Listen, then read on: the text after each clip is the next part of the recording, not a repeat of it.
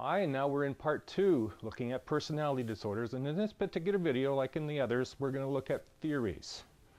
And again, I emphasize that theories are really just different points of view of how to provide an explanation for why these behaviors or these disorders occur. And there isn't any one absolute right. So remember that each of them has a point of view or a perspective that they're espousing based on their research that sort of suggests this is why it exists. And sometimes these theories relate to what we'll do in part 3, which will be treatments. And we'll also see that in treatments, sometimes these things overlapped or combined. All right, so let's begin in looking at some of the theories. This will be a shorter video just doing an overview of the theories. You'll find them all, of course, in your textbook. And please make sure that you're going along with your textbook open while watching the videos, making notes, highlighting, marking them up so that when you do your test, you have the resources available for you. So it cuts your time in half when it comes to looking for resources to answer questions. All right? Good luck, everybody, and we'll see you at the other end. When looking at theoretical perspectives, we're going to start again with the psychodynamic perspective. Traditional Freudian theory focuses on unresolved Oedipal conflicts in explaining normal and abnormal personality development, where more recent psychodynamic theorists are focused on the pre-Oedipal period in explaining the development of such personality disorders as narcissistic and borderline personalities. Now the first guy, Heinz Kohut, is involved in what's called self-psychology, and most of his work has been regarding narcissistic personalities. Now he saw that in early childhood, this health narcissism, which is a world that revolves around them. Parents reflect back to child nourishing support and self-esteem, positive feedback. Eventually, in later childhood, these childhood narcissisms give way to realistic appraisals of self and others. Children that don't receive empathy and support from their parents develop lower self-esteem, and this leads to feelings of inadequacy.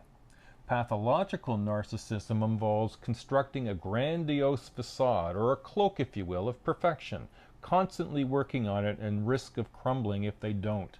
And so this is about parenting children to the extreme of no matter what they do, they are to be successful and will be successful and therefore are successful. They are good at everything. And it develops this perspective over time. Now it's evolving because it's psychoanalytic. It's looking at early childhood experiences and the relationship to parents. Now Otto Kernberg, he looked at what was called splitting. Most of his work was borderline personalities. A child's failure to synthesize the contradictory image of good and bad. Now this just means making the separation and seeing that there is good and there is bad. The result in the failure to develop a consistent self-image, therefore, splitting would move back and forth between seeing a self as all good and seeing a self as all bad. And again, it involves early childhood experiences. Lastly, Margaret Mahler, she looks at what's called symbiotic. This views the relationship between the infant and its mother as symbiotic or interdependent. They depend on one another. The child's identity is fused with the mother's, and slowly children differentiate their own identity and sense of self from their mother's, and this is known as separation and individuation. But when this fails to get done, when this separation fails to happen, it's viewed as the underlying cause of personality disorder. When a child doesn't separate themselves and the parent doesn't allow that separation, encourage that separation to happen, the child doesn't develop their own sense of self. And so there's this lack of connectivity to who they are. Now, of course, psychodynamic perspective isn't the only perspective. We'll touch on the learning perspective. Learning theorists view personality disorders in terms of maladaptive behavior patterns rather than personality traits. So learning theorists seek to identify the early learning experiences and present reinforcers that may explain the development and maintain the personality disorders. And again, they're looking at background. what was the interaction between parents and children and parents, to recognize what role might the learning of what is right and wrong, good and bad, best and worst be in early childhood, to develop, if you will, the learning about these personality traits that come out later in life. The healthier your experiences in childhood, the healthier your personality development. The less healthy your childhood experience, the more likely the increased risk there is for personality disorders. Related to learning and the experiences of one's past, there is family perspective and looks at the family relationship. Many theorists have argued that the disturbed family relationship plays a role in the development of many personality disorders. Antisocial personality disorder is connected with parental rejection, neglect, parent modeling of antisocial behavior, and separating the child from being able to see their own consequences and protecting them overly.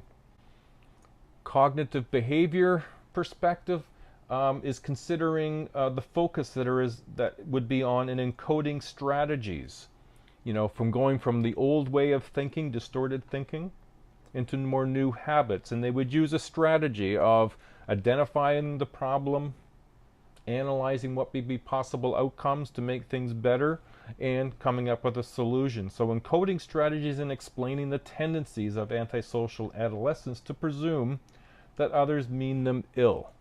So instead of seeing things in one way, we are changing the thinking cognitive and the behavioral. So looking at the thinking and the thinking that supports the behavior from the old way to the new way. Looking at the biological perspective, research on biological perspective has shown that that family links in various personality disorders that are consistent but don't prove a genetic means of transmission. Some research evidence shows that people with antisocial personalities not only lack the emotional responsiveness to physically threatening stimuli, but they also have reduced levels of autonomic reactivity. So people with antisocial personalities may also require higher levels of stimulation to maintain optimum levels of arousal. Now, Jeffrey Gray, he introduced a reinforcement sensitivity theory, which focuses on 3 neurological systems. A growing research in the molecular genetics and in neuroimaging studies supports this. Now, the 3 neurological systems, one would be the BAS, it's called, the behavioral approach system, where this is more sensitive to and anticipates rewards. Now again, this isn't just the person thinking in this way. These are neuropsychological systems which seem to work in the background. The second is the FFSS, the flight, fright, freeze system. And this is a system where fear responses to punishing stimuli is what it's paying attention to and is preparing for. The third, the BIS, is the behavioral inhibition system. And it's a sensitivity to the potential conflicts caused by the expected rewards and the punishments in any given situation. And so really the biological perspective is a sort of a burgeoning area of exploration that's looking at how it might play a role in the development of personality disorders. The sociocultural view, well, this is more focused on the adverse effects or adverse conditions that can contribute to the development of personality disorders, especially antisocial personality disorders. The effect of poverty, low income, urban plight, drug abuse, low education, family dynamics, family disorganization, teen families, disintegration of family dynamics, making it less likely that children will receive the nurturance and support to help them develop more socially adaptive behavior patterns. Now, this is not to say that all people living in those sorts of circumstances will have these problems. Of course not. But it has, as has been the past when we look at theoretical perspective, it's looking at the relationship between these different theories and how they may help us explain why these things may occur. And so in some people's experience, low income, lack of good quality education, difficult family situations can all contribute for some people. These stressors are associated with an increased likelihood of child abuse, child neglect, which can in turn contribute to lower self-esteem, anger, resentment, lack of empathy, and a callous disregard for the feelings of others. This is antisocial personality. Well, I hope this has been helpful. It's been a quick overview looking at theories. We have one more video to do. It'll be on treatment. And I hope you're having fun with this, and good luck on your studies. Carry on. Bye now.